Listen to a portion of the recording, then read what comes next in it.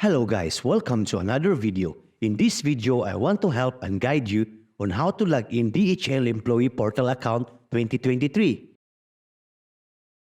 in easy way. So make sure to watch this video until the very end so we can't miss any steps on how to log in DHL Employee Portal account 2023 process. Now let's jump into the video. The first thing we need to do is open up your browser, any browser. In the search box, search for DHL Login.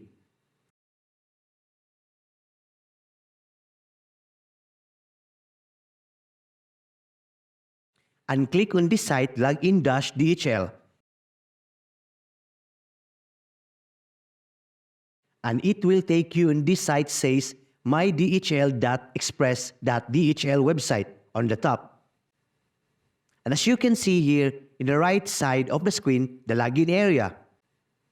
If you have an account already, go ahead and type your account, email address, and password. And if you don't have any account yet, just click register now below in this login box. Associated with your account in the text boxes.